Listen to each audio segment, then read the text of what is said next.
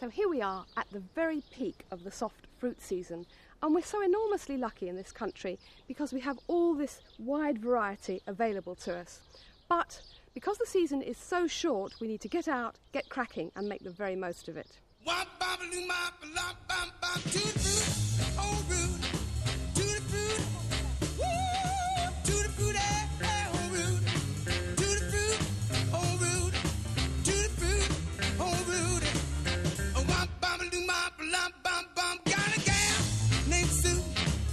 She knows just what to do.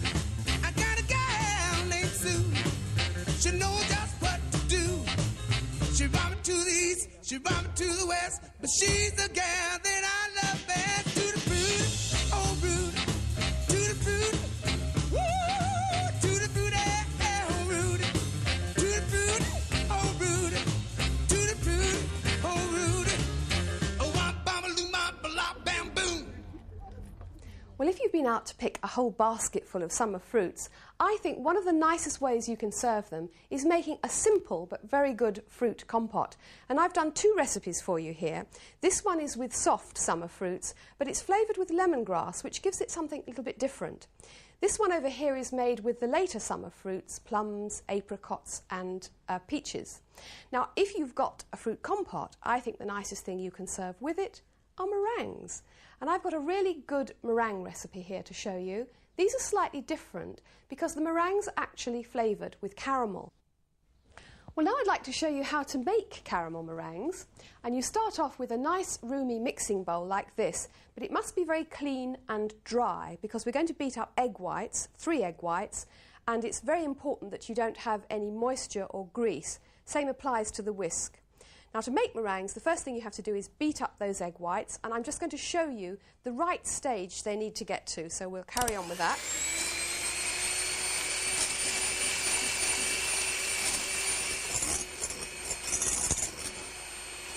Now, what you should have is when you actually lift up the whisk, switch it off first, when you actually lift up the whisk, you should find that the meringue just sort of stands in a peak that sort of slightly turns over. And when you've got it to that stage, you then, for meringues, start to beat in some sugar. Now, for 3 egg whites, you need 6 ounces of sugar, and you beat it in roughly a tablespoon at a time. So we'll get on with that.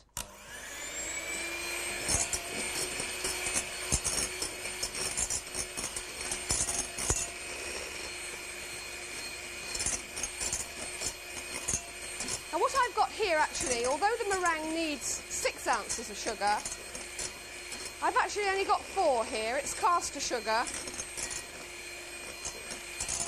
because the other 2 ounces of the sugar, to get the caramel flavour, has to be caramelised. And over there, I've got 2 ounces of sugar that's been put in a saucepan and brought up to that, melted and brought up to that slightly darker shade of runny honey. And then it's poured onto a non-stick baking sheet and left to harden like that. And after that, you can either use a pestle and mortar or a food processor to just crush it up so that it begins to resemble sugar again. Only it's not sugar, ordinary sugar, it's caramel. So that's where we're going to get the lovely caramel flavour. So we'll just whisk that in now, about 2 lots at a time. There we go.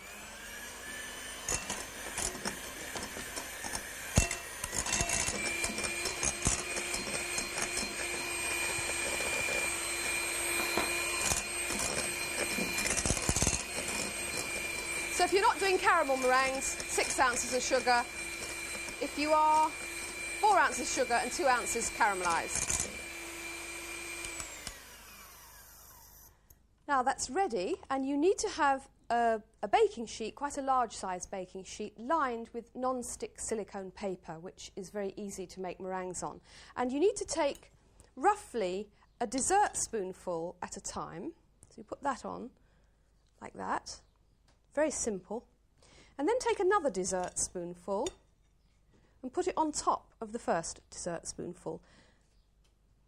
Now you might think, why 2, one on top of the other? Well, we have found on testing these that the actual caramel meringues spread out a bit more than the normal ones do. So if you pile them up like this when you start, it gives them room to sort of spread out a bit. Now they need to go into a preheated oven, gas mark 2 or the equivalent, and then as soon as you put them in, you turn the oven down to gas mark 1. You leave them there for 1 hour and 15 minutes, and then you just turn the oven off and allow them to dry out. After 1 hour 15 minutes, they still feel a bit marshmallowy, but if you just leave them in the oven with the heat out and just allow them to dry out, you'll get lovely crispy meringues with slightly chewy centres. Once you've made some caramel meringues, they're really yummy if you sandwich them together with a mixture of half fromage frais and half Italian mascarpone. Well, now I want to show you one of the nicest recipes I know for peaches, and that's peaches baked in the oven in masala wine. And you need 1 peach per person, and I want to show you how to prepare them for baking. First of all, you need a nice ripe peach. Hold it in your hand, and if it's got, in the palm of your hand, if it's got a bit of give in it, then you know it's ripe. Otherwise, it'll be difficult to get the stone out. Now, just insert the knife around to make 2 halves, and then give it a little twist with your hands like that, and you'll find it'll come in half, and if it's ripe, you'll be able to pull out the stone quite easily. Now, then you need to get rid of the skins, so you put the peaches into a bowl, pour boiling water from the kettle over them, count up to 30, no longer, and then you'll find the skins will slip off very easily. Then you arrange the peaches, 1 per person, into a good shallow baking dish like this, and you add about 1½ ounces of caster sugar, which you sprinkle over. And then here I've got half a pint of sweet Italian masala wine, which has a wonderful affinity with peaches. Pour the wine over so that it sort of mingles in with the sugar, like that. And then we're going to have 2 more ingredients in there. 1 little bit of cinnamon, about half a stick of cinnamon, pop that in. And this ingredient, which is a vanilla pod. And vanilla pods are really good. They have this lovely, luscious, rich flavour. And if you're cooking something for a long time, it's nice to put a vanilla pod in instead of vanilla extract. So what you do is you just pop that in, and if you've got a vanilla pod, you can use it over and over again, just dry it off after you've cooked it. It still retains a lot of its flavour. Now you pop the peaches into a preheated oven, gas mark 4, and they'll take about 40 minutes to cook altogether, and the syrup by that time will have reduced down quite a bit, but we want to thicken it a bit more. Now here I've got some syrup that's been drained off some peaches that were cooked. I just want to show you how I'm actually going to thicken it. I'm going to use arrowroot, just 1 teaspoonful of arrowroot. Put it into a little pot like that, and then just take a couple of teaspoons of the syrup. Stir that round, just to get rid of any little lumps, and then pour it in to join the rest of the syrup. And then just take a whisk and whisk it until it comes up to simmering point. And when it comes up to simmering point, it will have thickened very slightly. We don't want a lot of thickening, just enough to sort of give the peaches a nice coating. Now, as soon as that's thickened, pour it back over the peaches and let it all cool down, and then chill the peaches until you're ready to serve them. And when you're ready to serve them, I want to show you this lovely topping to put on top of them. This is another Italian ingredient that we're going to use. This is an ingredient called mascarpone. It's a very thick cream cheese, and it's very wicked actually, because it's got over 80% fat in it, and unfortunately the bad news is it's got loads and loads of calories. But we want all the lovely luscious flavour, so what I'm going to do is mix half mascarpone cheese, which is in this bowl, with half fromage frais. And this fromage frais only has 8% fat, so that's going to lighten it considerably. And as I put it in, I hope you can see how thick and luscious it is. And what I've got here is actually 4 tablespoons of each.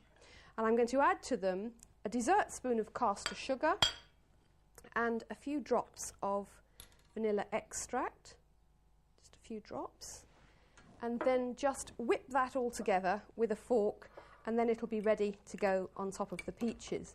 And the nice thing about mixing it is that you make it much, much lighter, adding the fromage frais, and also you still get all that lovely, luscious mascarpone flavour, which really is quite special.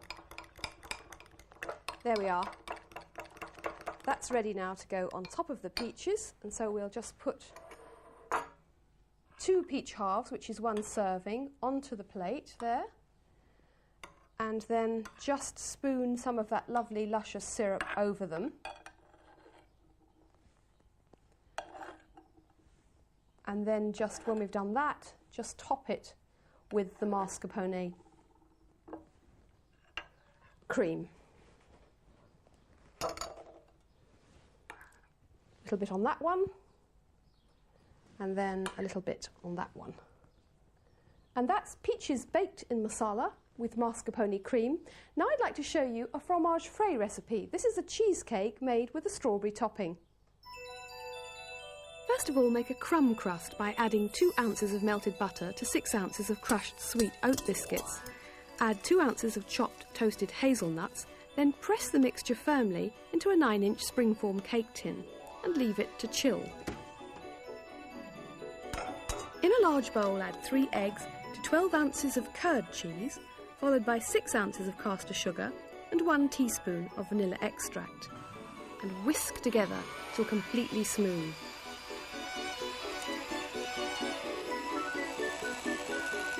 Then into this mixture, whisk 12 ounces of fromage frais.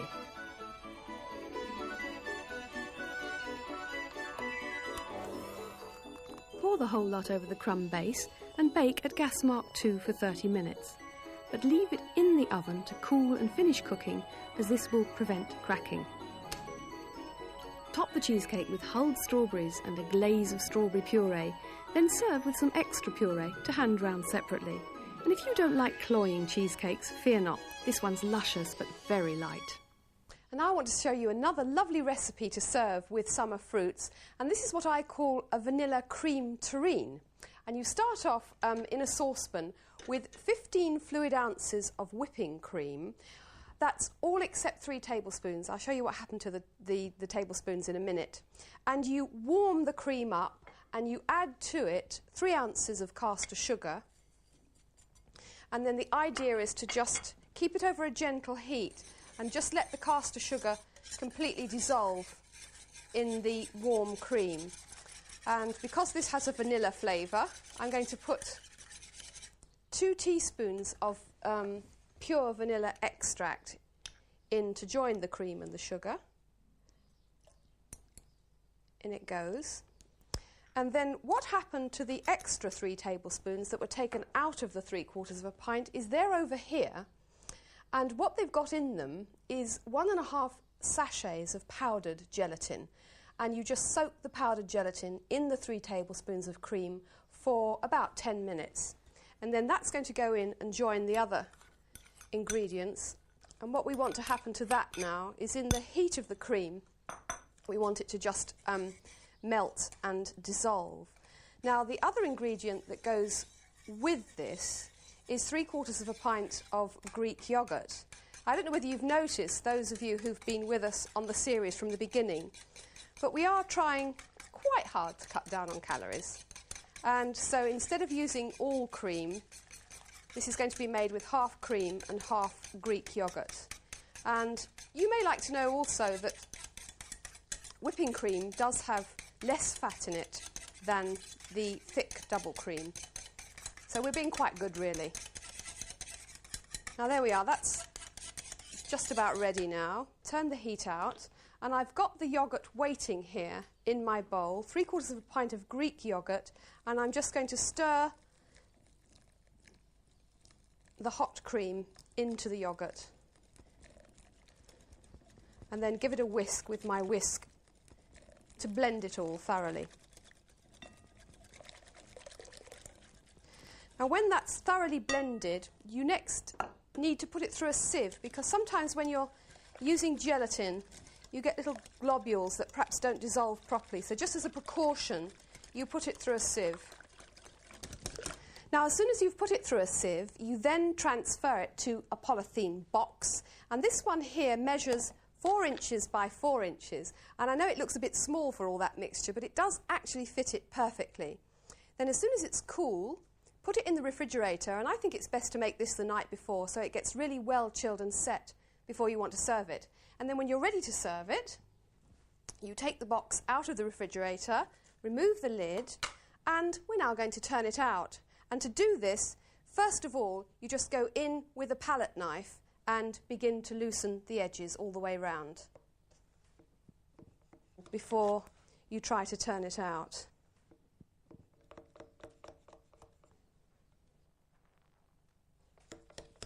And that'll just loosen it. And sometimes, you can just go around it with your finger like that, just to make sure it's really loosened properly, and just squeeze it a little bit. Turn it over, give it a sharp tap, and then you can't be faint-hearted about this one. You've got to really, really go quite strongly to get it out. There we are. It will come out in the end, so don't panic. Now we're just going to cut that into slices, and it'll serve 6 people. So if you want to just make a little mark to get your slices before you start, and then have some serving plates ready, and a nice sharp knife like that, and then take it to each slice to a serving plate. And then I've got another little recipe here waiting, and that is a blackcurrant puree, and this is 8 ounces of black currants put through a sieve with 3 ounces of caster sugar. They're completely raw, they're not cooked at all, and they have a lovely sort of very fragrant blackcurrant flavour. And then what I'm going to do is just put a little bit of blackcurrant puree onto each portion, 1 at each corner, like that. And then we're going to decorate it with a few fresh raspberries. That's about right for size. And of course, you can obviously serve this terrine with any kind of fruit you want to serve it with. The fruit compotes that we've just seen, they would be ideal. Another nice way to serve it is with different purees. You could have 1 puree at one end and 1 puree at the other end.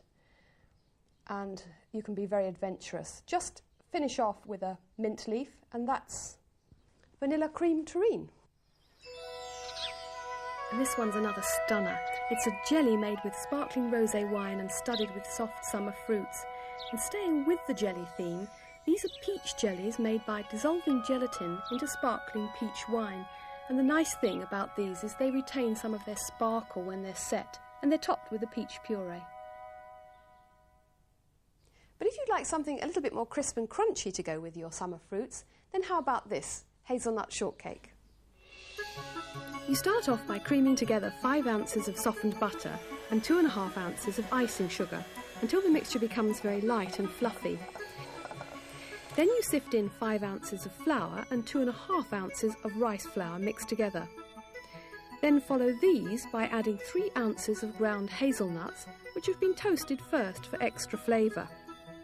Then bring the mixture together to form a dough, and pop the dough into a polythene bag and place it in the refrigerator for half an hour.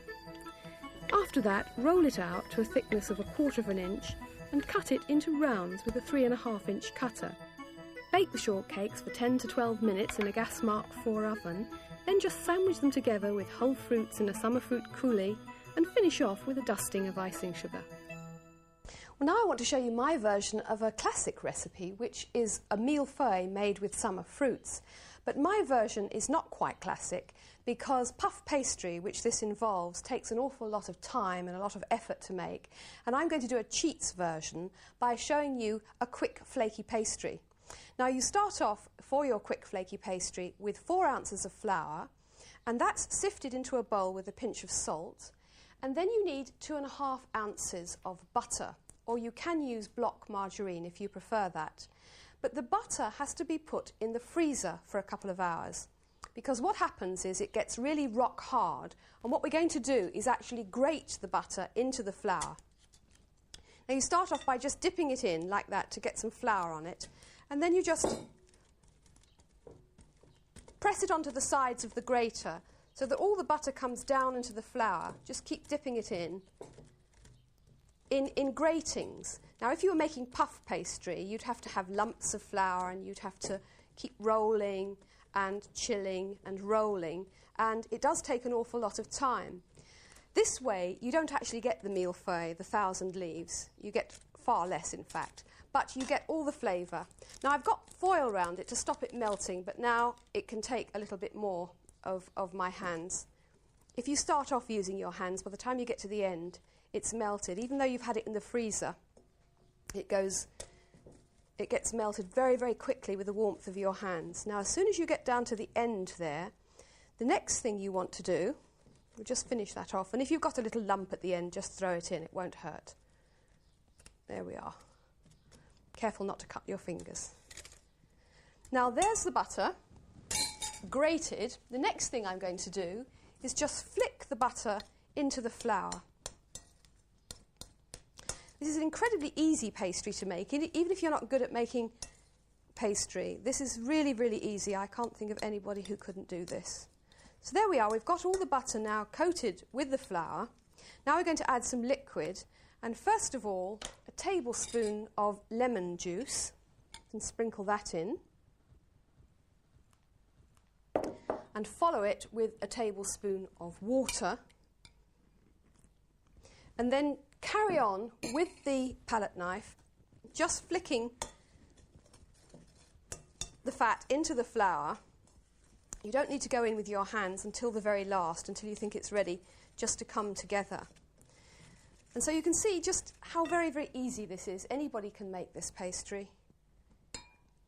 It's no trouble at all, and it's a very useful one to have, because wherever a recipe calls for puff pastry and you haven't got time to make it, you can use this one instead.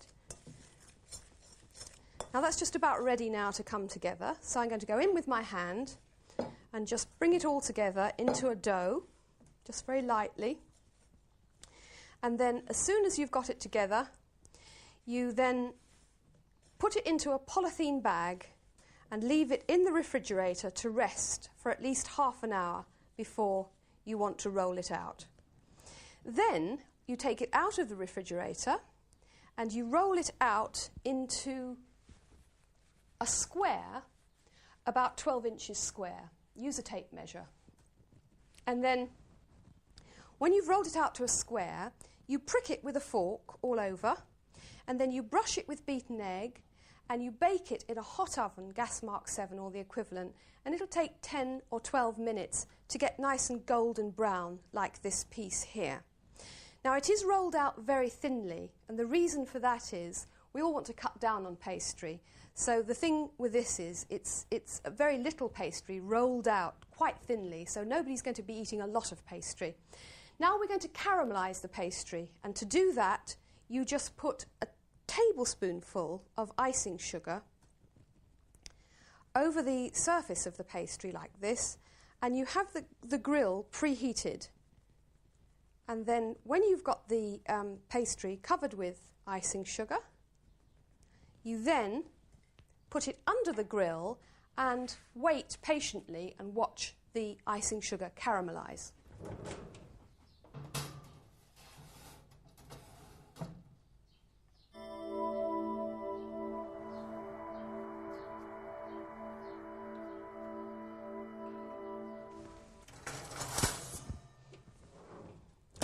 Now, once you've got that all beautifully caramelised on one side, the next thing you do is you cut it into 3 pieces, turn it over, put some more icing sugar on, and pop it back under the grill to caramelise the other side. Well, over here, we've got some that's been caramelised on both sides, and I just want to explain that this pastry is very, very fragile, because when we eat it, it's got to eat sort of like a whisper, I think. You don't want a wodge of pastry, you just want a whisper of pastry. So if you find that you have problems and it breaks, as I have, like that there, when you sandwich the millefeuille together, you can just use the cracked bits on the in-between, underneath and in-between, and use your best bit on top. But even if the top bit cracks, you can just put the crack together again, and it's going to have icing sugar, so it won't show, so there's no need to panic at all. But I think it's nicer having it really, really thin like that, because it eats much better. Now, what's going to go inside it is a mixture of raspberries, strawberries and red currants, which I think is a lovely combination. You can use any other combination. And then what I'm using here is 1/4 pint of whipped cream. And this is going to be mixed with this ingredient here, which is creme patisserie, sometimes called pastry cream. Now, some people think that's only made by professional chefs, but it's terribly easy to make at home. So now I'd like to just show you how to make it. You start off with 7 fluid ounces of milk, and you heat the milk in a saucepan. And then in a bowl, you put, first of all, an egg yolk, and follow that with a whole egg. And then 1 ounce of caster sugar. And then you begin by whisking those until they become thickened. So we'll just do that.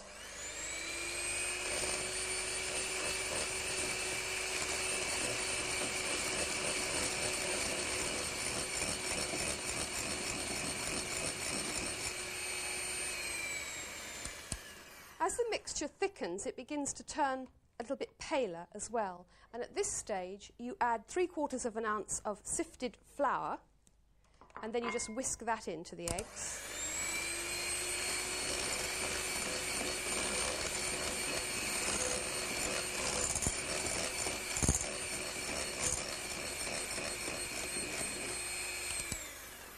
Now, as soon as the milk just begins to come up to the boil, which it is now, you transfer the boiling milk to join the rest of the ingredients and whisk it in.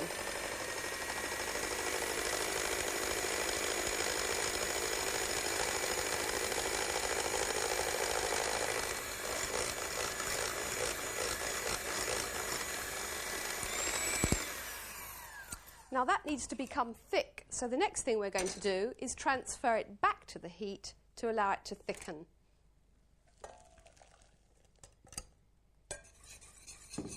Keep the heat quite high at this stage and just keep whisking. It's important at this stage not to leave it. You've got to keep on whisking because it's going to be very, very thick. If you don't do that, you'll find it'll catch on the bottom and then you'll get a burnt flavour, and we don't want that. But that's coming up to the boil now. As soon as the bubbles begin to break the surface,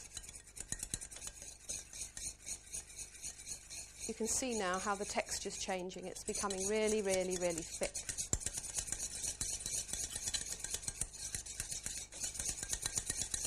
There we go. And the final thing you do is you add 3/4 teaspoon of vanilla extract, and then you pour it into a bowl to cool. And as soon as it's cool, you combine it with the whipped cream and use it to sandwich the layers of pastry and fruit together. I'm going to show you the finished thing in a second, but that's all from our summer fruit programme. I hope you'll come back next time when we'll be looking at a vegetarian summer.